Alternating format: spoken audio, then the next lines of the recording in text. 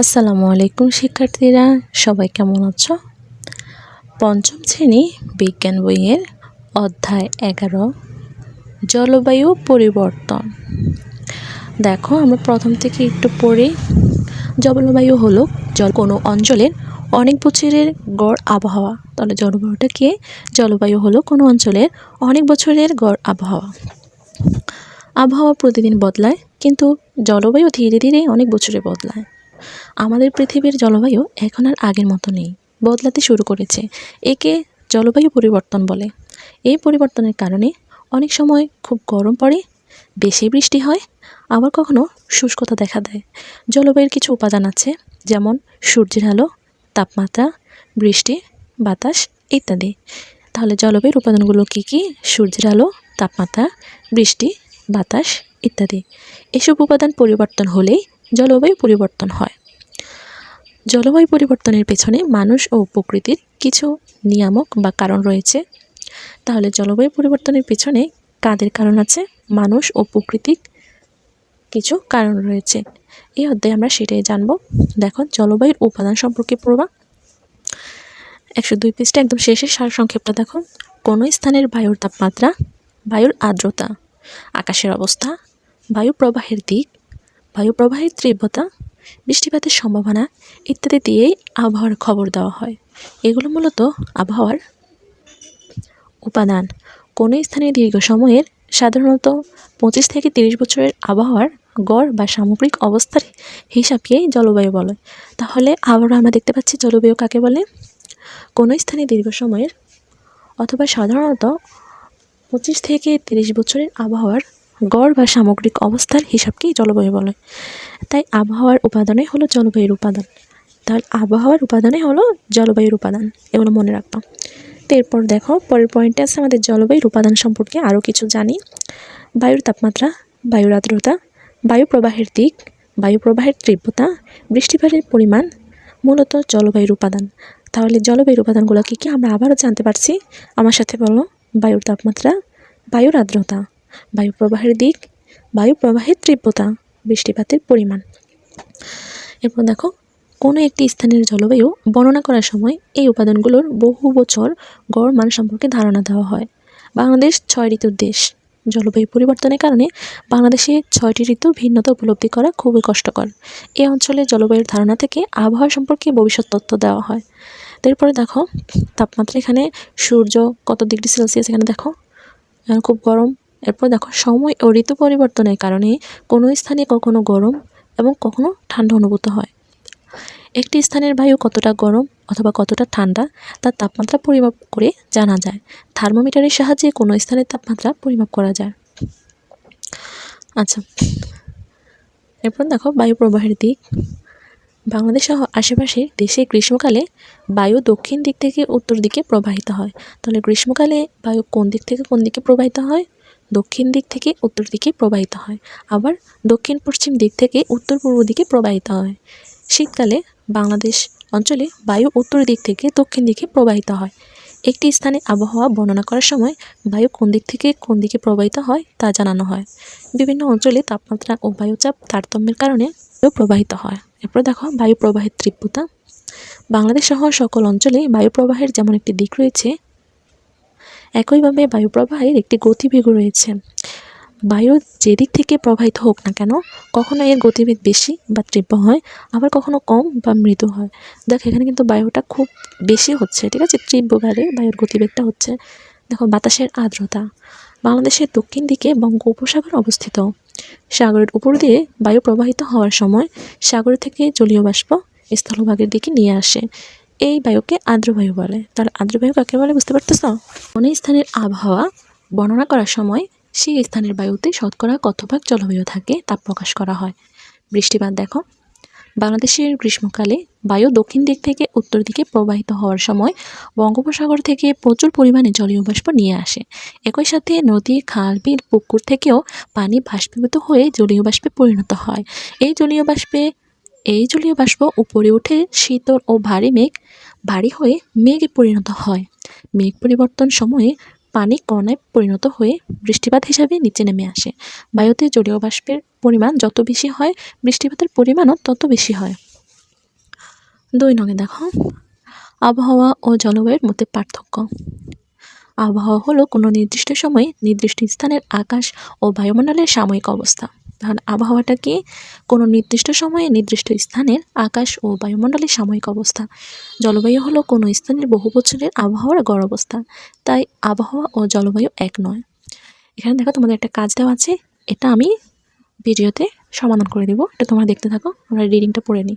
দেখো, আবহাওয়া ও জলবায়ুর মধ্যে পার্থক্য সম্পর্কে আরও কিছু জানি। আবহাওয়া ও জলবায়ুর মধ্যে ঘনিষ্ঠ সম্পর্ক রয়েছে, আবার পার্থক্যও রয়েছে। আবহাওয়া হলো কোনো স্থানের প্রকৃতির অল্প সময়ের অবস্থা। আবহাওয়া দ্রুত পরিবর্তনশীল।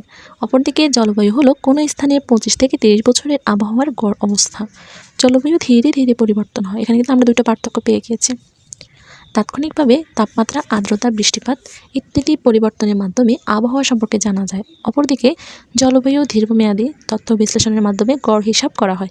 এখানে আমরা 3টা পার্থক্য পেয়ে গেছি, জলবায়ু, আবহাওয়া ও জলবায়ুর। 3 নং পয়েন্টে দেখো, জলবায়ুর পরিবর্তন। প্রতিদিন আবহাওয়া একরকম থাকে না। আবহাওয়ার ভিন্নতা একটি স্বাভাবিক ঘটনা। আবহাওয়া উপাদানগুলোর উল্লেখযোগ্য স্থায়ী পরিবর্তন হলো জলবায়ুর পরিবর্তন। কোনো স্থানের জলবায়ু হঠাৎ পরিবর্তন হয় না, তা ধীরে ধীরে পরিবর্তিত হয়। এরপর জলবায়ু পরিবর্তন কিভাবে হয় তার সম্পর্কে একটা কাজ দেওয়া আছে, কাজটা আমি করে দিব। তার সংক্ষেপ: পৃথিবীর তাপমাত্রা ধীরে ধীরে বৃদ্ধি পাচ্ছে, যা বৈশ্বিক ও আঞ্চলিক জলবায়ুর পরিবর্তনের ফলে ঘটছে। এই তাপমাত্রা বৃদ্ধির প্রবণতা স্থায়ীভাবে লক্ষ্য করা যাচ্ছে। এভাবে জলবায়ুর পরিবর্তন হতে থাকলে একসময় পৃথিবী বসবাসের অনুপযোগী হয়ে পড়বে। জলবায়ুর পরিবর্তন সম্পর্কে আরও কিছু জানি। বাংলাদেশের পূর্বে 6টি ঋতু আলাদা রূপে ছিল। গ্রীষ্মে খরতাপ, বর্ষার নিয়মিত বৃষ্টি, শরতে কাশফুল, হেমন্তে নতুন ধানের গ্রান, শীতে কুয়াশা আর বসন্তে ছিল ফুলের সৌন্দর্য। জলবায়ু পরিবর্তনের ফলে গ্রীষ্ম ও বর্ষার শুরু এবং স্থায়িত্ব অনিয়মিত। অতীতে গরমকাল সহনীয় ছিল আর শীতকাল দীর্ঘ হতো। জলবায়ু বিপর্যয়ে বর্তমানে গরম টিকে থাকা মুশকিল, শীত কম সময় স্থায়ী হয়। একসময় আষাঢ় শ্রাবণ মাসে নিয়মিত ও মাঝারি বৃষ্টিপাত হতো। কৃষক জানতো কখন ফসল লাগাতে হবে। সাম্প্রতিক সময়ে জলবায়ু পরিবর্তনের ফলে সময়মতো বৃষ্টি হচ্ছে না। কখনো অনেক আগে বৃষ্টি হয়, কখনো অনেক পরে। জলবায়ু পরিবর্তনের ফলে এখন ডেঙ্গু, জ্বর, সর্দি, ডায়রিয়া ইত্যাদি রোগ হয়।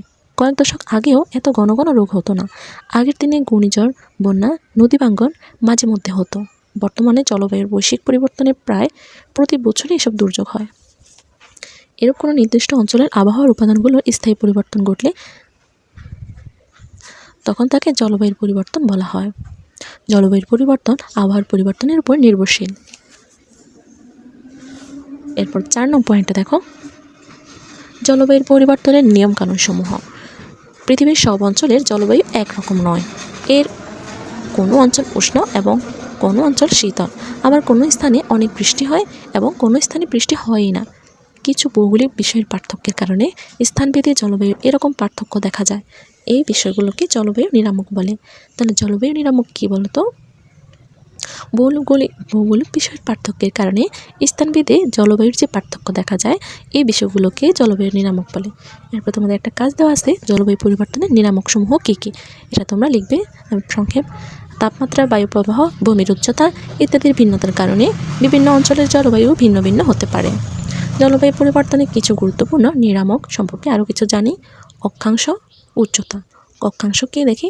পৃথিবী গোলাকার এবং তার ঘূর্ণনের অক্ষ কিছুটা হেলে আছে, প্রায় 30.5 ডিগ্রি। পৃথিবীর অক্ষাংশের তারতম্যের কারণে বিভিন্ন জায়গায় সূর্যের আলো ভিন্নভাবে পড়ে। নিরক্ষরেখা বা বিষুবরেখার কাছাকাছি অংশগুলোতে সূর্যের আলো খাড়াভাবে পড়ে, তাই এসব জায়গা কম গরম, এসব জায়গায় গরম হয়। আর যেসব জায়গায় মেরুর কাছাকাছি সেখানে সূর্যের আলো তীর্যকভাবে পড়ে, তাই সেসব জায়গা ঠান্ডা থাকে। এবং নিরক্ষরেখা থেকে কোন স্থানে দূরত্ব যত বেশি, সেই স্থানে তাপমাত্রা তত কম। এরপর দেখো উচ্চতা। যত উঁচুতে ওঠা যায় তাপমাত্রা তত কম। সাধারণভাবে প্রতি 1000 মিটার উপরে উঠলে তাপমাত্রা প্রায় 6 ডিগ্রি সেলসিয়াস কমে যায়। এজন্য একই অক্ষাংশে হলেও পাহাড়ি এলাকা ঠান্ডা হয়। যেমন বাংলাদেশের দিনাজপুর আর ভারতের শিলং একই অক্ষাংশ রেখায় অবস্থিত। দিনাজপুরের অবস্থান সমতল, কিন্তু শিলংয়ের অবস্থা পাহাড়ে হওয়ায় সেখানে ঠান্ডা বেশি, তাই উচ্চতার পার্থক্যের কারণে তাপমাত্রার তারতম্য হয়। সমুদ্র থেকে কোনো স্থানের দূরত্ব। সমুদ্রের নিকটবর্তী স্থানের আবহাওয়া সাধারণত মৃদু থাকে, খুব বেশি গরম বা ঠান্ডা হয় না, কারণ সমুদ্রের পানি ধীরে গরম বা ঠান্ডা হয়, যা আশেপাশে স্থানের আবহাওয়াকে প্রভাবিত করে। যেমন কক্সবাজার, চট্টগ্রাম, পটুয়াখালী সমুদ্রের পাশে হওয়ায় এসব স্থানের জলবায়ু রাজশাহীর তুলনায় অনেক সহনশীল। সেজন্য সমুদ্র থেকে অনেক স্থানের দূরত্ব ওই স্থানের জলবায়ুকে প্রভাবিত করে। বায়ু প্রবাহের দিক। কোনো স্থানের আবহাওয়া কেমন হবে তা অনেক কিছুর উপর নির্ভর করে। যেমন বাতাস যদি কোনো এলাকায় বেশি জলীয় বাষ্প নিয়ে আসে, তাহলে সেখানে অনেক বৃষ্টি হয়। আমাদের দেশে দক্ষিণে বঙ্গোপসাগর বর্ষাকালে বায়ুর সাগর থেকে প্রচুর জলীয় বাষ্প নিয়ে দক্ষিণ পশ্চিম দিক হতে প্রভাবিত হওয়ার সময় প্রচুর বৃষ্টিপাত হয়, কিন্তু শীতকালে উত্তর দিক থেকে শুষ্ক ও শীতল বায়ু দেশের অভ্যন্তরে প্রবেশ করে, তাই তখন বৃষ্টি হয় না এবং শীত অনুভূত হয়। সমুদ্র স্রোত।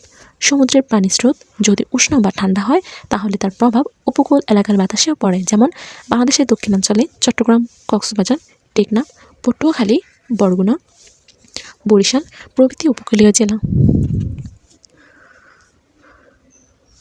বঙ্গোপসাগরের উষ্ণ স্রোতের কারণে গ্রীষ্মকালে তাপমাত্রা ও আর্দ্রতা বেড়ে যায়। পার্বত্য অবস্থান দেখো, যেখানে পাহাড় বা পর্বত আছে সেখানে বাতাসের চলাচল বাধা পায়, ফলে সেই এলাকায় বৃষ্টিপাত বেশি হতে পারে। যেমন হিমালয়ের আশেপাশে অনেক বৃষ্টি হয়, এই কারণে পাহাড়ের অবস্থান কোনো স্থানে জলবায়ুকে প্রভাবিত করে। ভূমির ঢাল। কোনো এলাকার ভূমির ঢালের উপরও সেই এলাকার জলবায়ু কেমন হবে তা নির্ভর করে। ভূমির ঢাল যদি এমন হয় যেখানে সূর্যের আলো সরাসরি পড়ে, সেখানে তাপমাত্রা বেশি হবে। ভূমির ঢাল জলবায়ুর একটি গুরুত্বপূর্ণ নিয়ামক। মাটির প্রকৃতি। বালি মাটি বা বেলে মাটি দ্রুত গরম বা ঠান্ডা হয়, কিন্তু পলি মাটি ধীরে গরম বা ঠান্ডা হয়। বিভিন্ন প্রকৃতির মাটির তাপ ধারণ ক্ষমতা ভিন্ন হয়, তাই মাটির প্রকৃতিও জলবায়ুর প্রভাব ফেলে। বনভূমি। যেখানে বন বেশি থাকে সেখানে তাপমাত্রা নিয়ন্ত্রণে থাকে, বৃষ্টি বেশি হয় এবং ঝড় ঝঞ্ঝার প্রকোপ কম হয়, তাই বনভূমিও জলবায়ুর একটি গুরুত্বপূর্ণ নিয়ামক। 5 নং দেখো, জলবায়ু পরিবর্তনের কারণ। বিভিন্ন প্রাকৃতিক কারণ ও মানুষের সৃষ্ট কর্মকাণ্ডের ফলে পৃথিবীর তাপমাত্রা দিনে দিনে বেড়ে যাচ্ছে। পৃথিবীর গড় তাপমাত্রা বেড়ে যাওয়াই হলো বৈশ্বিক উষ্ণায়ন। তাহলে বৈশ্বিক উষ্ণায়নটা কি, এটা আমরা জানতে পেরেছি। এরপর এই কাজটা দেখো, জলবায়ু পরিবর্তনের কারণসমূহ কী কী, একটা কাজ দেওয়া আছে সেটা আমরা সমাধান করব। সারসংক্ষেপ দেখো, আমরা নিশ্চয়ই দেখেছি যে প্লেটের বরফ কাঁচের গ্লাস দিয়ে ঢাকা ছিল। সেই প্লেটের বরফ আগে গলে গেছে, কারণ এই কারণ হলো সূর্যের তাপ সহজে কাঁচের গ্লাসের ভিতরে প্রবেশ করে, কিন্তু কাঁচের গ্লাসের ভিতর থেকে তাপ বের হতে পারে না, কাঁচের দেয়াল বাধা পায়। এতে গ্লাসের ভিতরে তাপ বাইরের তুলনায় বেশি থাকে, ফলে বেশি তাপে বরফ দ্রুত গলে। এখানে যে একটা কাজ দেওয়া আছে, সে কাজেরই একটা সারসংক্ষেপ দেওয়া আছে এখানে। এর পরবর্তীতে দেখো, জলবায়ুর পরিবর্তনের কারণ সম্পর্কে আরও কিছু জানি। জলবায়ু পরিবর্তন কিছু প্রাকৃতিক কারণে হয়ে থাকে, যেমন আগ্নেয়গিরির অগ্ন্যুৎপাত, পৃথিবীর গতি পরিবর্তন, পানির স্রোত ও ঘূর্ণিঝড় ইত্যাদি। আবার কিছু মনুষ্য সৃষ্ট কারণেও জলবায়ু পরিবর্তন হয়ে থাকে, যেমন খনিজ জ্বালানি ব্যবহার, পাহাড় কাটা, বনভূমি উজাড়, কার্বন নিঃসরণ ইত্যাদি। জলবায়ু পরিবর্তনের প্রধান কারণ হলো বায়ুমণ্ডলে গ্রিনহাউস গ্যাসের পরিমাণ বৃদ্ধি। মানুষের বিভিন্ন কাজের মাধ্যমে বায়ুমণ্ডলে গ্রিনহাউস গ্যাসের পরিমাণ দিন দিন বেড়ে যাচ্ছে। শীতপ্রধান দেশে কাচের ঘর তৈরি করে কৃষিকাজ করা হয়। কাচের ঘরে তাপ আটকে রেখে সবুজ উদ্ভিদ জন্মানো হয় বলে এই ঘরকে গ্রিনহাউস গ্যাস বলে। তাহলে গ্রিনহাউস গ্যাসটা কি, এখানে উত্তর দেওয়া আছে। গ্রিনহাউসের মাধ্যমে বাইরের তুলনায় তাপমাত্রা বেশি থাকে। সূর্যের আলো ও তাপ যখন পৃথিবীতে আসে, পৃথিবীর বায়ুমণ্ডল তখন গ্রিনহাউসের মতো কাজ করে।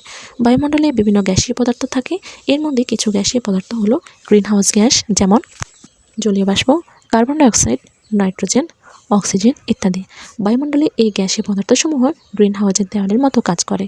সূর্যের তাপ পৃথিবী পৃষ্ঠকে উত্তপ্ত করে, কিন্তু বায়ুমণ্ডলে গ্রিনহাউস গ্যাস থাকার কারণে এই তাপ বের হতে দেয় না। পৃথিবীতে তাপ গ্রিনহাউসের মতো পৃথিবীতে আটকে রাখে, ফলে পৃথিবীর তাপমাত্রা অতিরিক্ত বৃদ্ধি পায়। একেই আমরা গ্রিনহাউস প্রভাব বলি। আমরা আমাদের প্রয়োজনে অপ্রয়োজনে বন থেকে প্রচুর পরিমাণ গাছ বা উদ্ভিদ কেটে ফেলি। এই উদ্ভিদ বায়ুমণ্ডলে ক্ষতিকর গ্রিনহাউস গ্যাস কার্বন ডাইঅক্সাইড গ্রহণ করে, ফলে পরিবেশ শীতল থাকে। পরিবেশে গাছপালার পরিমাণ কমে গেলে বায়ুমণ্ডলে কার্বন ডাইঅক্সাইড বেড়ে যায়, ফলে পৃথিবীর তাপমাত্রা বৃদ্ধি পায়। 6 নং অপশন দেখো, পরিবেশে জলবায়ু পরিবর্তনের প্রভাবে সৃষ্ট প্রাকৃতিক দুর্যোগ। এখানে একটা কাজ দেওয়া আছে, জলবায়ু পরিবর্তনের প্রভাবে কী কী প্রাকৃতিক দুর্যোগ হয় এখানে লিখবে, এটা আমি করে দেব। এরপর দেখো 117 পৃষ্ঠায় অনুশীলনীতে আছে 1 নং শূন্যস্থান পূরণ, 2 নঙ্গে আছে সত্য অসত্য নির্ণয় করি, 3 নঙ্গে হচ্ছে সংক্ষিপ্ত প্রশ্ন উত্তর দিই, 4 নঙ্গে বর্ণনামূলক প্রশ্ন।